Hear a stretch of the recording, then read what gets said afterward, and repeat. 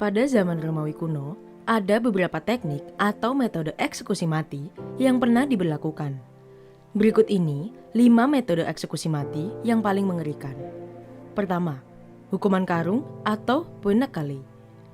Dalam metode ini, orang yang bersalah dimasukkan ke dalam karung dan dibuang ke dalam air untuk dibiarkan mati. Hukuman ini diberikan kepada orang yang telah membunuh orang tuanya. Si pembunuh akan dimasukkan hidup-hidup ke dalam karung kulit dengan beberapa hewan, termasuk anjing, monyet, ular, dan ayam jago. Karung itu kemudian akan diikat dan dibuang ke air yang dalam untuk memastikan orang di dalam karung itu mati di bawah air. Pada awalnya, hukuman ini hanya memasukkan ular ke dalam karung. Masuknya hewan-hewan lain dimulai setelah zaman Kekaisaran Romawi.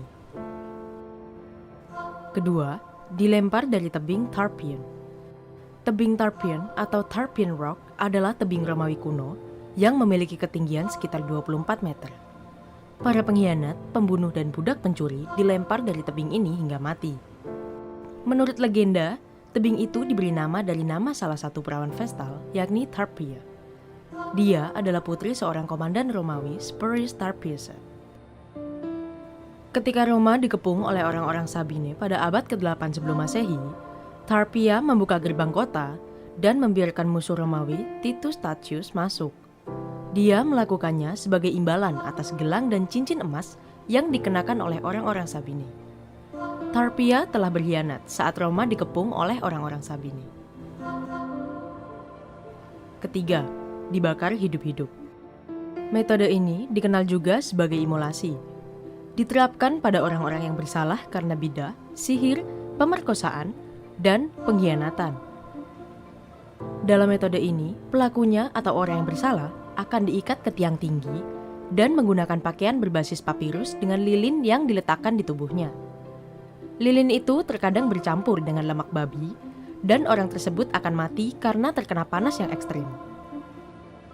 Pada masa pemerintahan Kaisar Nero, api besar Roma membakar hampir 2/3 wilayah Roma dan menewaskan ratusan orang Romawi. Api bermula dari stadion kereta Circus Maximus. Kaisar Nero menyalahkan orang-orang Kristen atas peristiwa bencana ini dan akhirnya membakar mereka hidup-hidup, membiarkan mereka mati. Keempat, kematian oleh parasit. Metode eksekusi ini dipakai oleh Kaisar Domitianus, terutama untuk orang-orang Kristen. Di bawah metode ini, orang-orang yang bersalah akan dimasukkan ke dalam tong berisi campuran susu dan madu. Seluruh tubuh mereka akan direndam di dalam tong, sedangkan kepala mereka akan mencuat dari tong. Tong kemudian akan disimpan di bawah sinar matahari yang terik agar tubuh mereka membusuk. Tubuh akan mulai membusuk dalam beberapa hari, dan parasit yang lahir dari dalam akan membunuh orang-orang tersebut. Madu dan susu akan menarik serangga sehingga membuat tubuh lebih cepat dan lebih mudah membusuk. Kelima, emas cair dituang ke tenggorokan. Dalam metode ini, seseorang yang bersalah akan dituangkan sebatang emas cair ke tenggorokannya, yang pada akhirnya akan menyebabkan kematian. Salah satu orang paling terkenal yang dieksekusi dengan metode ini adalah Jenderal Romawi Marcus Licinius Crassus. Dia dieksekusi karena memiliki rasa haus yang tak terpadamkan akan kekayaan.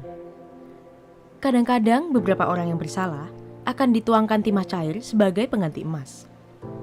Panas dan uap yang dihasilkan oleh lelehan emas atau timah akan mengakibatkan meledaknya banyak organ tubuh sekaligus.